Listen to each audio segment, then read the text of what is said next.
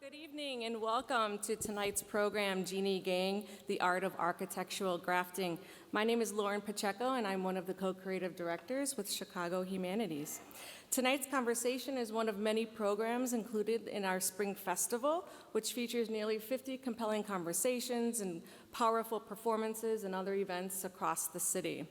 Before I introduce our speakers, I'd like to give special thanks to our presenting partners, Builders Vision, Friedman Properties, and the Robert R. McCormick Foundation, and our spring season sponsors, the Richard H. Driehaus Foundation and Nielsen IQ. Finally, we'd like to thank our members and our donors and donors for their generosity. It's been a long day. If you love what we do, please consider joining today by visiting chicagohumanities.org. Now a few words about our speakers. Architect and MacArthur Fellow Jeanne Gang is the founding principal of Studio Gang, an architecture and urban design-based practice in Chicago, New York, and San Francisco. Jeanne is recognized internationally for a design process that foregrounds the relationships between individuals, communities, and environments. Her award-winning analytical and creative approach has produced some of today's most innovative architecture, including the Arcus Center for Social Justice Leadership at Michigan's Kalamazoo College, the Writers Theater, a professional theater on Chicago's North Side, and the 82-story Aqua Tower in downtown Chicago.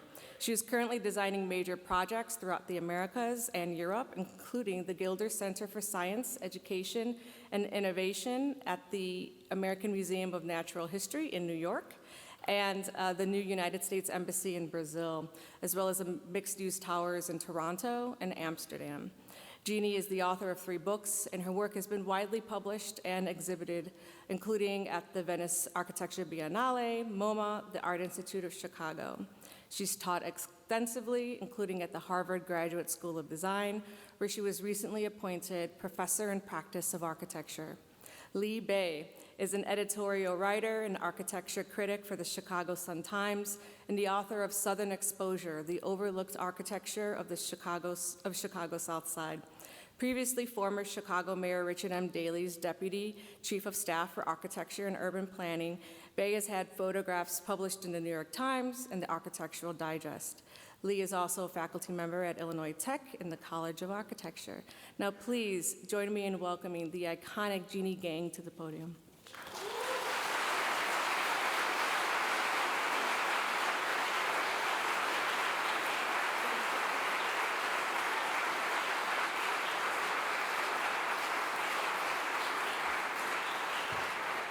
Hello, everyone. Thank you so much for that nice introduction, Lauren. It's really happy to be here tonight, and excited to talk with Lee in a bit. So what I wanted to do is just to start with presenting a little bit about the way that this book came about. So by going through a couple of old projects and ideas that led to the introduction of this project. So I'm happy to be here tonight with my team. So hello, studio. I have a lot of people here.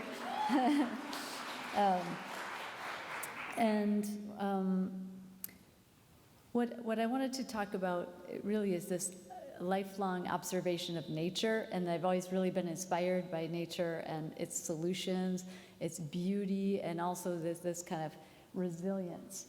And one of the things that we've done in Chicago is start this experimental rooftop in our headquarters in Wicker Park. And it's really about creating as much biodiversity as possible in the middle of the city. So when I founded the studio on this idea of this kind of medium of architecture that could be used to help people and the planet, it was an approach that originally was about recycling. And so when we first started our first projects, a lot of it was about using materials that were already available, so starting with what's there. What's really exciting about Chicago is this kind of overlay that you get between natural systems and industrial materials, and this map really shows that overlay really well. The south side, where migratory birds are flying over these post-industrial lands.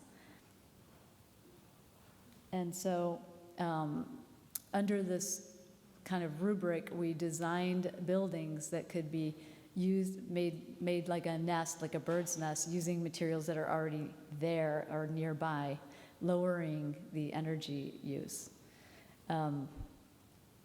So what I get really excited about is designing a building that would be used only by acquiring these materials that are nearby. And so this first building that we did, although it was never built, was sited in the Calumet area, which has all these fertile ecosystems, but all these industrial remnants. And so this project was really, it kind of became this touchstone for us, even though it wasn't built. And it also had to do with how to protect migratory birds from crashing into window glass that they cannot see. So that became an obsession, and there's really, with this building project, there was really this reciprocity between the building and the place, which I really liked, and so we continue to try to work on that. Another angle for making architecture good for the planet and for people is really about creating higher density in cities. You can see in this map that the footprint of just like the amount of households that live in the Aqua Tower, for example, in this compact footprint, the households produce much less carbon emissions per household than you would in the spread out other arrangement that you get as you spread out and sprawl out in the cities.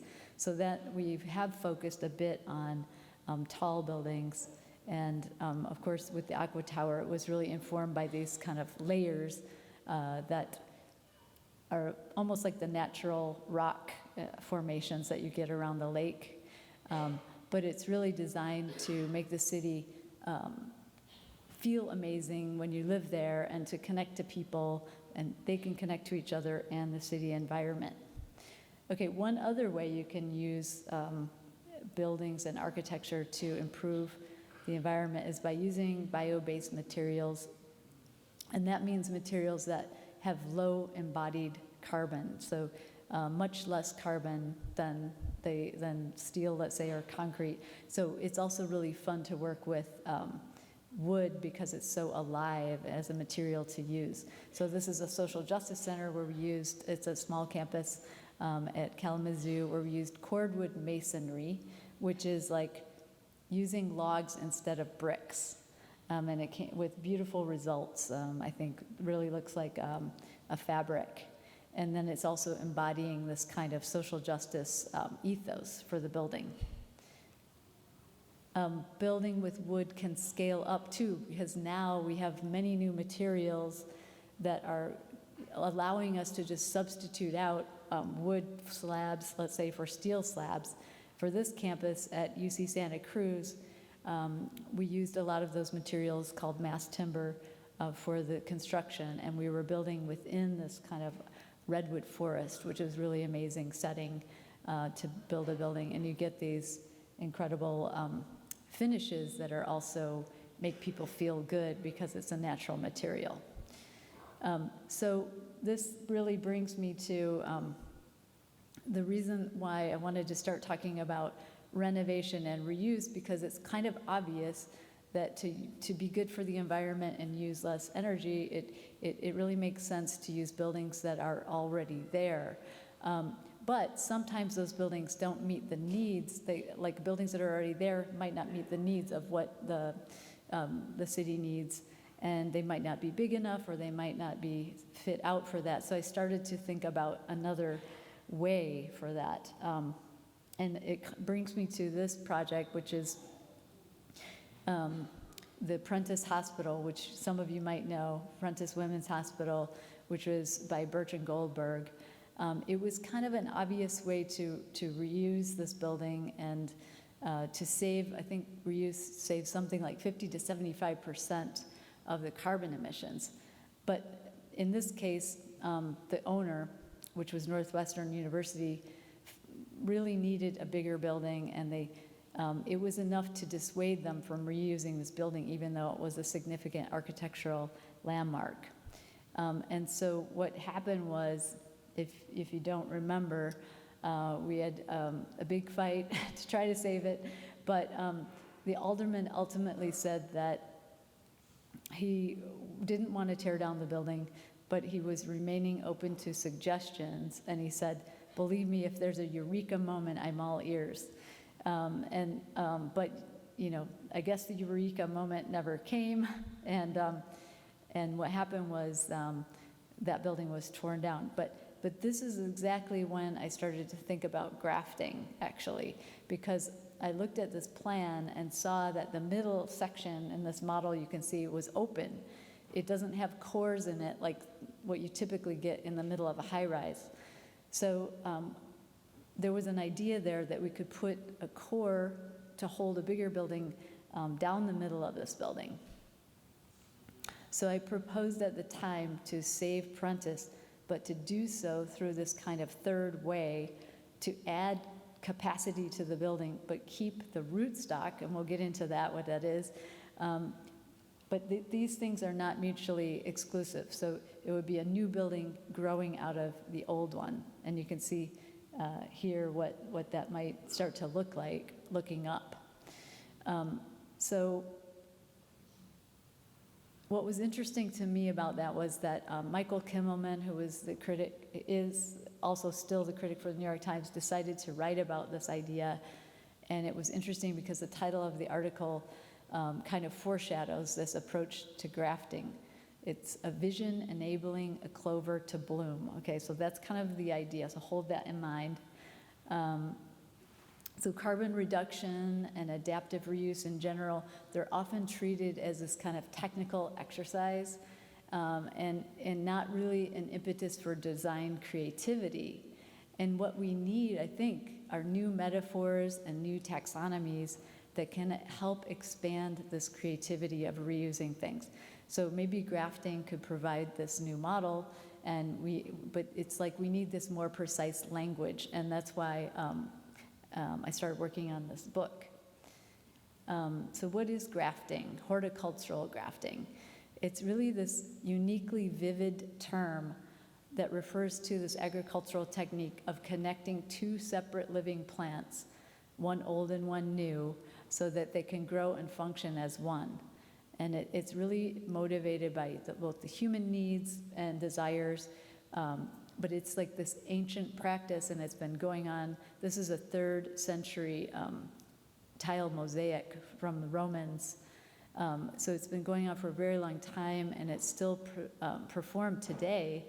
In fact, every fruit that you eat is a product of grafting. It's about making the fruit more delicious and more new plant varieties.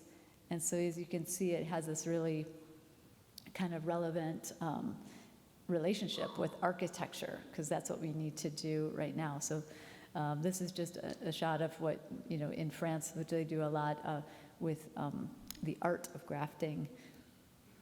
I've been using this idea with my students at Harvard.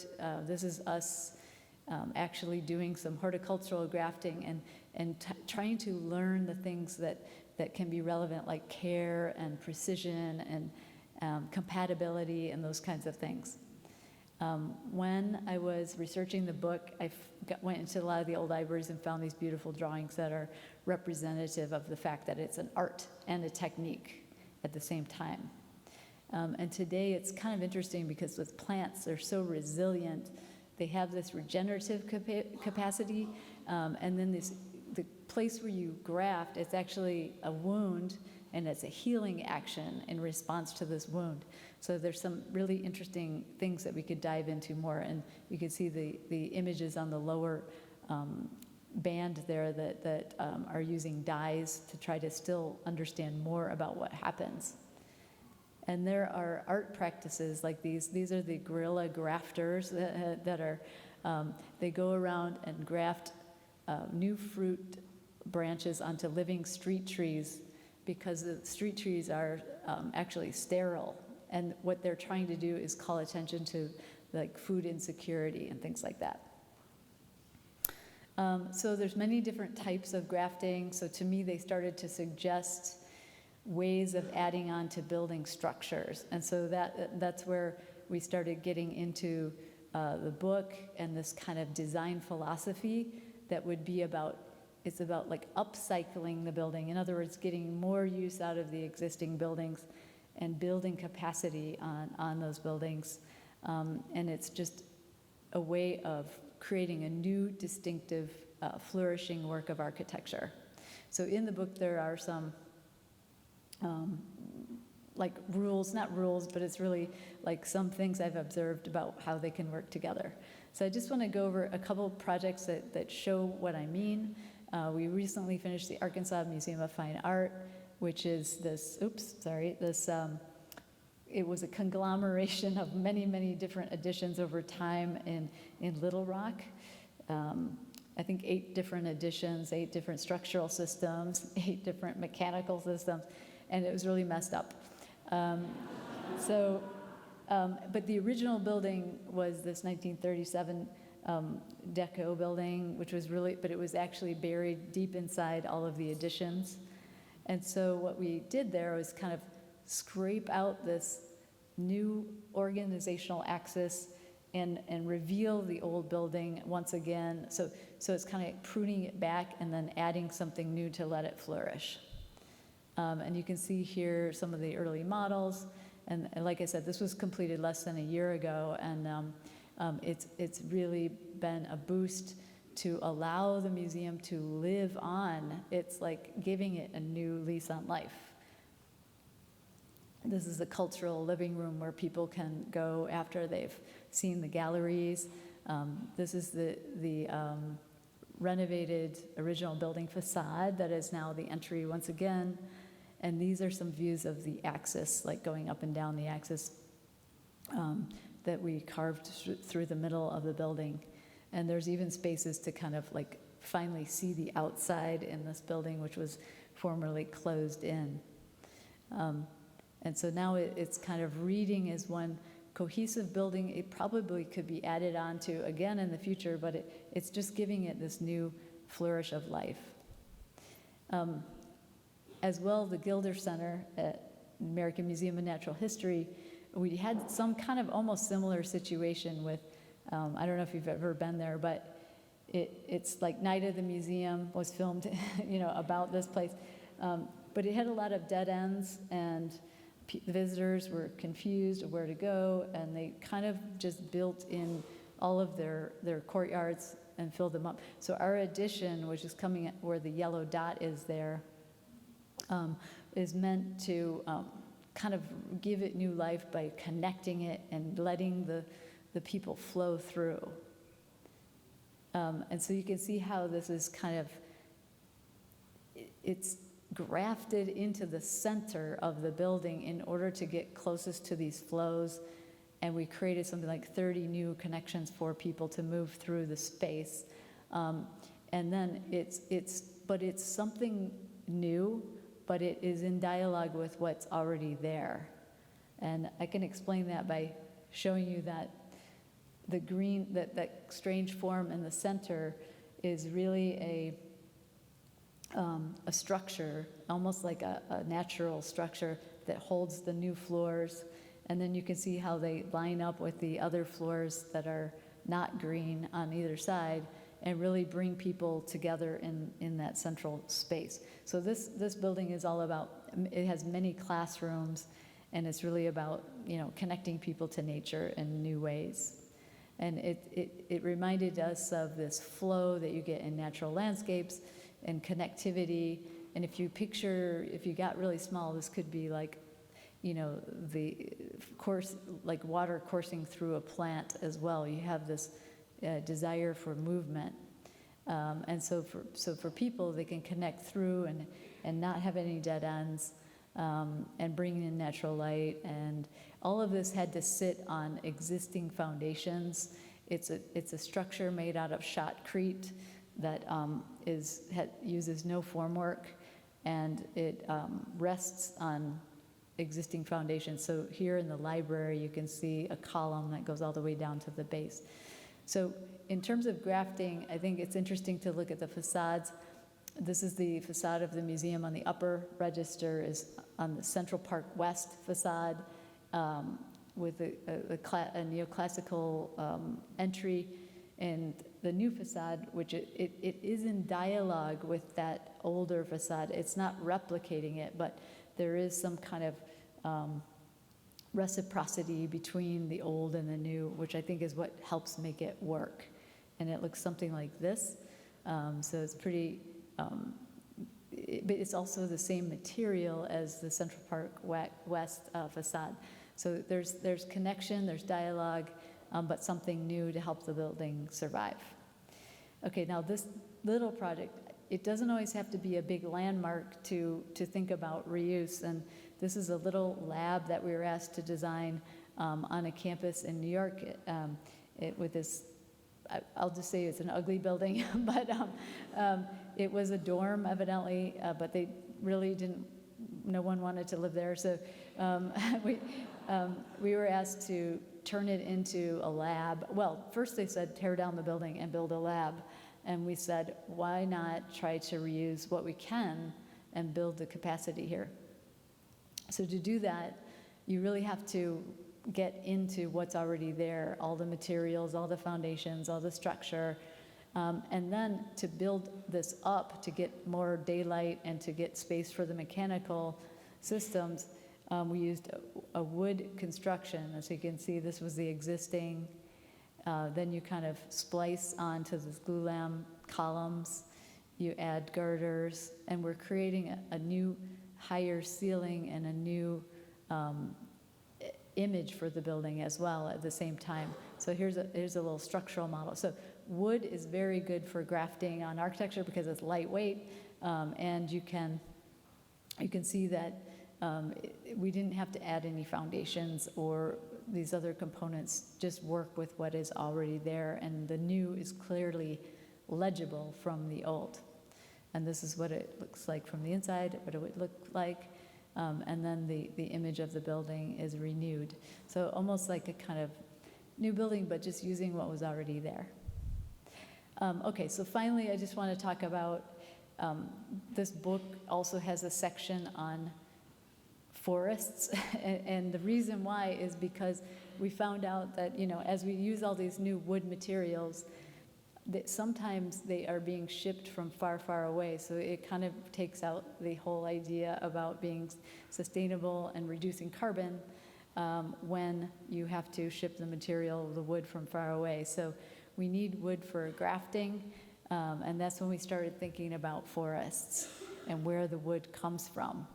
So in the US, it comes from, this is a map of the forests, and they're really located in the southeast and the northwest. But look at all that blank area in between, right around Chicago. A lot of people don't remember, but Chicago was this major timber place in the United States. It was the kind of clearinghouse for wood. And you can see the piles and piles of timber there on the left in the late 1800s. And then, of course, we know we have all these, loft buildings that we love, and they're all timber structures. It's just hard now because after the fire, the city doesn't, really want us to build wood anymore. So we have to change the regulations.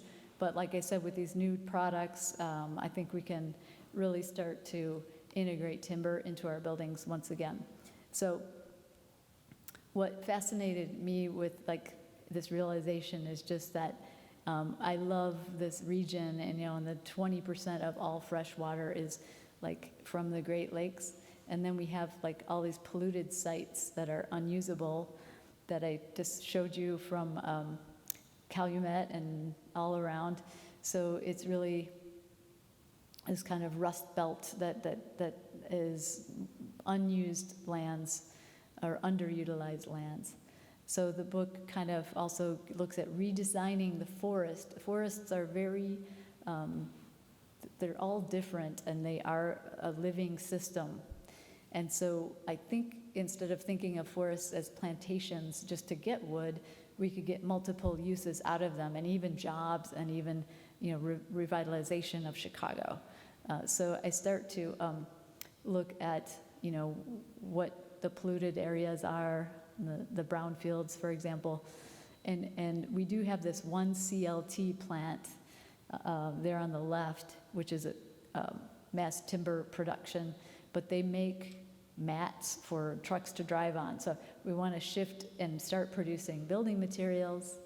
And I think we can start to imagine what the city could look like starting with a few pilots, designing forests that have benefits, multiple benefits, and in the next decade start growing this green timber industry where there would be new jobs and kind of create a resilient ecosystem.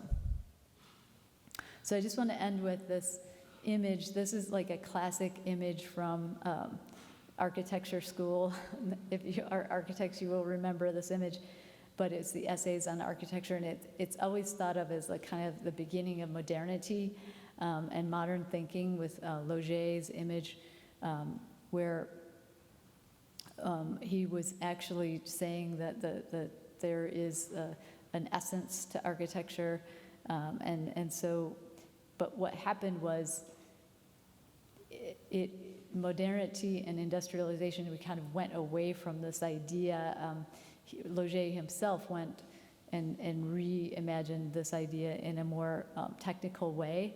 And so we, after 250 years, we've been thinking that we're separate from nature. And so we never thought of, how architecture and animals and all of us are kin, and plants as well. And so now we're at this pivotal moment where we have to rethink our relationship with nature and no longer think of it as separate. So if you look closely at this image, what I found was amazing is it actually looks like architectural grafting. So thank you very much.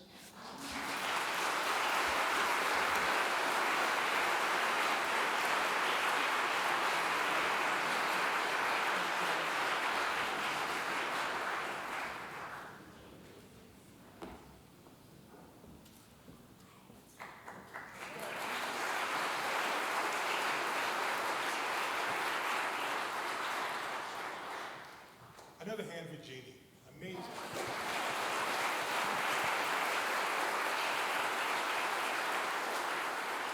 I decided to come to the side because I'm clumsy, so if I fell, I didn't want any of you to see me. I think I ripped up my Q&A at least 5 or 6 times because your talk is so thorough. Where to begin? I was struck by Alderman Riley's quote when it came to the fate of Prentice Hospital. I mean, there's always an excuse, right, to demolish buildings, and it reminded me of a quote from 1971, Chicago alderman, who says, he's talking about a certain building, and I'll tell you what it is in a second. He says, it's not really a question of whether the building was worthy of landmark designation. It was a matter of weighing the aesthetic value of the building with the money involved to buy and maintain it. It would be true of any landmark in the city. The building this alderman is talking about is Louis Sullivan's Stock Exchange building. And within 3 months, it was gone. So we're in a way, we're fighting the same battle, but you're showing us a different way. Talk about that. Well, I agree with you that there's always an excuse, and it leads to, it's really about, it's very pragmatic costs and hassles and things like that about reusing something. But sometimes, if you're in the middle of the city, like with Prentice, you can kind of understand it's like underscaled, let's say, for how the city has grown up. And so that's what really led me to thinking of, like, what if we could still expand it? I think of Rome, and there's buildings built on top of buildings, built on top of buildings, and we can preserve some of that history, but also still let it live by bringing new uses to it. And so, but it's a different way of thinking, because I think we tend to think of a building as a single author. And we have to rethink that too, because there could be multiple authors, and it's asynchronous collaboration in a way, because you have to assess the building you're starting with. And I know I said that one building was ugly, but you have to find what you love about it. And that's the only way that it works. You have to like kind of find what you love, and so with the students, we always like do a lot of drawings of the original building, and it's kind of about imagining what would that architect have done, even though you can't really imagine that, but it's a good way into thinking about grafting. You know, this makes me think of perhaps a question on our lakefront right now, dealing with Soldier Field. Many of you probably know that the certain professional football team with an abysmal record, typically. I'm a Bears fan, so it hurts to say that. But it's therapeutic to get it out in public like this. They want to build a stadium on the lake next to the one that you've already got, a dome stadium, which obviously is going to be larger. So in a way, two questions in that. The current Soldier Field, which was added to 20 years ago already, is that an example, good or bad, of architectural grafting? And what could or should happen with if the Bears are just hankering to be on the lakefront, is there a solution somewhere in what you're saying? Okay, so first part, is it an example of grafting? It is, because it's reusing something and adding something new. It might not follow all of my rules that I have in the book. But it brought new life. Look at how long we've been able to use the stadium, when I think wasn't it the same argument before, like they were gonna leave, and so they got this new, so it breathed new life into the structure and the city for that matter for a number of years. And I think it would be worth analyzing if it could be expanded again. I mean, it did already lose its historic building status, and nobody wants to see Soldier Field, the colonnades, go away. So, but maybe there would be at least it should be looked at, not just say it doesn't work. And so then that would be in place of the domed. I'm trying to find the right word. Solution. Well, yes. Well, I don't know what their new solution is, but it seems like it seems a bit wasteful, let's just say, to like tear down a stadium or even leave it there and build another one right next to it. Like, it just seems like a waste, especially in this time. Reason why is that because I didn't go into this, but between we really have to save embodied carbon. There's two types of carbon emissions. There's, the operational carbon, which is like the heating you use, the air conditioning you use, and if the building is good at, insulating. And we've done a lot with that, and we've made big gains in that. But then there's the embodied carbon, so that's the thing that we really need to drill down on now, which is all the energy that goes into making the materials that go into the building and all the shipping and all the things that, those are the things that we really need to reduce at this moment in this climate emergency that we're in. And so that's why, I mean, if energy and climate were no issue and it was, then you would have the issue of the lakefront, okay. But if they were not an issue, then it might be a different story, but it is an issue. So it bothers me. Me and you both, really, it really does. In some way, you're pushing against this novel idea is rubbing up against a couple of sort of age-old things here in Chicago, but also nationally and internationally, which is this sense of obsolescence, that a building is too old, tear it down. We heard that throughout the 60s. We heard it with President's Northwestern. We'll hear it probably before the week is out. Next week is out with something or another. And we were talking about obsolescence and how that was kind of almost an invented term, invented here in Chicago, actually. But talk about how this pushes against that in some way. Yeah, because, I mean, obsolescence, you know what it is like when it comes to little technical devices, one doesn't work anymore and you need to, so you have to shift to the next technology. But buildings are not like that. I mean, look at the building we're sitting in right now. They last longer than iPods and all of those things. But what happened was it was an invented term in order to help. The thing about obsolescence is if you build a building right next door to this building and it has newer features, maybe all the renters are going to want to go to that building. So what it really describes when it comes to buildings is there's a newer one next door and that one's going to get all the people, so we need to kind of write off this building so that we can build another new one. So it's about taxes, and it was an invented taxing way, ledgers that would help to devalue the buildings so that you could then tear them down.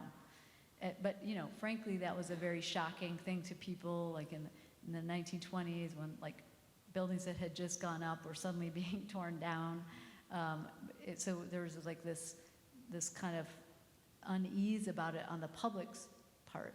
So that's why obsolescence was a way to describe the reason you have to tear that down is because of this and this and this. But it's artificial reasons. It's not the building is not worn out, so that part is really interesting, and that's a great book by Daniel Abramson called Obsolescence that really does a good job of explaining that if you're interested. It really is a good book. Again, Obsolescence. He talks about how what's now BOMA, the Building Owners and Managers Association, and other groups kind of created this idea, and that as a result, and this gets at what you're talking about, how these kind of calculations, cynical as they may be, they put buildings at risk. So you had the Holberg and Roche's Tacoma building and others, just one after another come down. It makes me think a bit about what you just mentioned. It makes me think a bit about LaSalle Street here downtown, the LaSalle Street financial corridor, where the new buildings along the river, gleaming, beautiful buildings, and law firms, financial institutions, the places that made LaSalle Street are sort of decamping and ending up there. Yeah. And what do you do with the buildings? The city has a solution on the table with converting them to housing, but what do you think about that, and what might be added to that? Well, yeah, I think those buildings could be reused, and we should be open to thinking about adding onto them to give them the features that people want in their workspaces today, which is, maybe they need some floors with higher ceilings. Maybe they need more amenities, but those are things that could be added onto these buildings in interesting ways, and then you would have this new work of architecture that would be, it wouldn't be a pristine, historically renovated building. It would be something new, but that's where we are right now. I think we need to have new ways to think about these things. I wonder if you're also fighting against the power of the blank slate or the cleared site. Particularly in Chicago, the urban renewal and other things, there's a power, political, economic, behind the idea of just raking a site clean and starting anew. Again, you're showing us a different way. Yeah, that's kind of like a good example of like urban strategies that were coming from modernism, like tabula rasa, and those are no longer really valid either. And we should see what's there, take stock, and work with it. That way, you kind of preserve some of the history, but also the lives, the people that have lived in a place, and kind of try to transform, starting with what's already there. I think about Herb Greenwald in Mies, for example. Finding the right client How important is that in this kind of work, finding the right client who gets this? And are there many out there, do you think? Well, I think I just want to tell you the contrasting example, because our office, we also work in Europe and have an office in Paris. And a lot of the architects that I know, colleagues in Paris, they're really hamstrung by not tearing anything down, and they are feeling like what's going to happen, the city can't grow. And so they have the opposite extreme problem. But that's what's funny about grafting, because it kind of applies to both situations. Like it's showing a way to live, for the city to live, by adding onto it and grafting onto it. But so I think in both markets, they're not yet ready for this. So we need to, show how it can be compelling, and also it would help to have some policy around it, I guess. But you're right, it's not exactly like they would much rather just like start with a clean slate. Makes life easier, I think. One of the projects that in the book, and by the way, please get the book because it's fascinating, absolutely fascinating. You talk about a concept in Cicero, working class, largely Latino suburb to the west of us, just south of Oak Park a bit, and you talk about the garden and the machine, which of course made me think of Leo Marx's The Machine and the Garden from '64, and how those two compare. Talk about that Cicero idea and how it compares to what Marx. Yeah, that was another one that kind of on the way up to this grafting concept, because we have there was a lot of foreclosure in Cicero, and there was a lot of vacancy and abandonment, and especially with the factory fabrics. So it was a way of thinking of, how could you use some of those factory properties, remediate them with trees, phytoremediation, other methods of remediation, and then use those buildings to start creating a mixed fabric of both the bungalows and the factory buildings, and kind of create a new hybrid that would be really interesting for, that would apply to people that live there today. They could have live, work, and maker spaces in those factories, and it would just give some opportunity to a place it's really like set up in this separated way. You have your bungalows, and then you have your, factories, and there are green spaces dedicated, but there's nothing is mixing. And so, but in order to do that, we found that you'd have to like rewrite the zoning code to be, because it's set up like that to separate everything. So I think policy is really huge for making these changes, and that's what is difficult right now with the way things are polarized. It's really working against our efforts to do something about climate. And are there people, maybe you don't want to say their names, maybe you do, or are there people in office who can change policy and make this easier? Because we're not talking about a design style or a thing. It's not POMO, it's not, but we're talking about how to make buildings in a way that encourage, that bring life, that don't fill up our basements with stormwater, that don't fill up our landfills with crazy stuff. I mean, so there's a real seriousness to this. Who do you want to get in a room with you to talk about? Yeah, I think it's about creating incentives, that which would give developers or building owners, benefits if they reuse the building, certain percentage of the building, or, so that's kind of a basic, thing that would help it a lot. And let's see, who would be in charge of that? You don't. A mayor, certainly. Mayor. Yeah. Mayor would be good. But you will always have lobbies against those Stop kind laughing. of lobbies against that would also, when it's people like to keep things the same way that they are, and they're mobilized to do that. So we need a few champions and a cool building that breaks through negativity to be a shining example of what this could be. Because that flat table is political as well. It's easier to do it that way, easier to do it the way we've been doing it. But it's time to shake things up a bit. You're saying? Yes, I think we gotta, we gotta find new ways to reduce the construction. It's a huge amount of the carbon emissions, but there's also other aspects to it, of course, like how communities are tied to the fabric, and so I think there's many different scales that this could be useful for. I think we got about 10 minutes left. Can we shift gears a little bit? I want to ask about the process of writing a book. I've only done one. This is number 3. What do you put into it? Talk about the process of doing a book like this, or any book that you've done.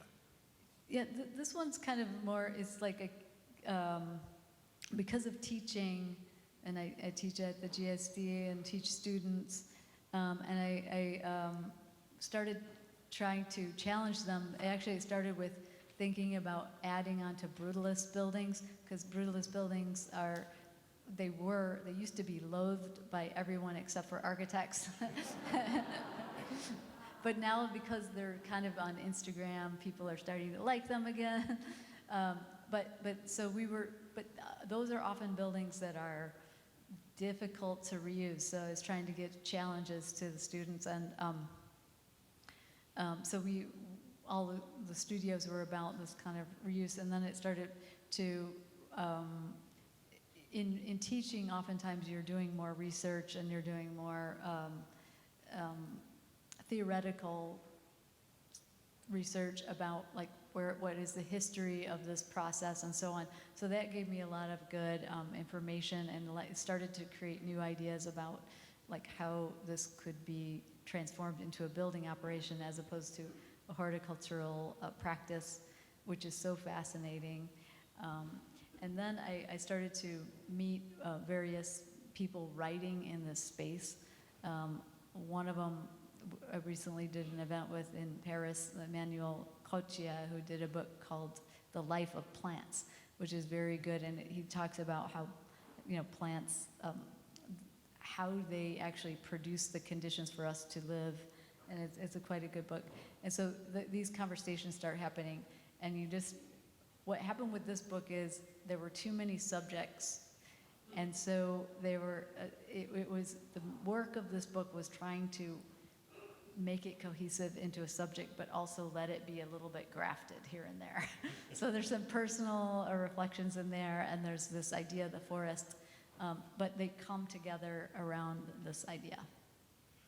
I like what you said in the presentation when you talked about how grafting fixes in plants fixes a wound, or deals or incorporates a wound to make something new to Wounded City. When you think about some of the many big cities, when you think about some of the brownfields that are just sort of the Southworks, my God, 500 acres on the lakefront that people have been scratching their heads on what to do with for a generation. I know, and I just think if we would have planted trees there and started to remediate the soils that long ago, it would be ready by now.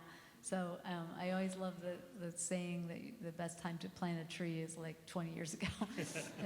but we got to start now, because this is the emergency time. Going to some of they gave me 2 questions from the audience. 2. That's the best you can do with me. 2 questions. But one of them asked a whole bunch. So it's like a shotgun pellets in her one question, or their one question.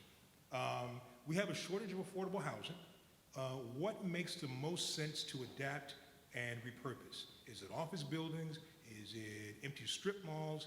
Is it empty vertical malls? Is it old grocery stores? Or is it vacant school buildings? All of the above. I mean, it is true there's a shortage of housing, and it's going to be getting worse because there has not been new housing added to the building stock, and we have new arrivals, and we need housing like crazy. So it makes the most sense of anything to use buildings that are underutilized. Like our team, we were thinking about the schools that are there. Those would make great, but offices too. Nowadays when we're designing buildings, like large scale buildings, we think about the reversibility. So think about that now and your design to make it easier in the future to switch it out. But still, I think we have a lot of buildings in Chicago. All of those listed would be great housing ideas. And we still got a few schools lingering Yep. around that are just dying. Let me see if there's another question. I think you probably answered that one. Is there we talked about Prentice, we talked about Soldier Field. Is there a project in the city that you'd love to get your hands on? A building that's White Sox Park, maybe, for example. I mean, the existing one, not that thing that they want to build at the 78, but I'm thinking a lot about, right now about the vacant offices and how that's hurting downtown. And that's a great opportunity to start thinking about housing for like essential workers or people that wouldn't otherwise be able to live downtown where, and to start to make sure that we have people in proximity to where the jobs can be and where they are. So I think that we should be thinking about, of course, our downtown, because we don't want it to empty out.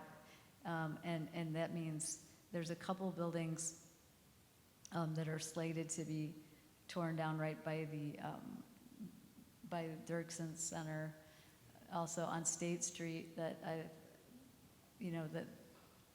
I've heard are going to be taken away, but those would be great buildings for some housing as well. Even if they haven't been lived in for a while, they would have to be checked, but all of that is possible.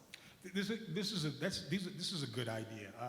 And readers of the Sun-Times and their architecture critic probably know that it's the Century and Consumers building. Yes. Right there at Adams and State, bought by the federal government, I don't know, almost 20 years ago thereabout.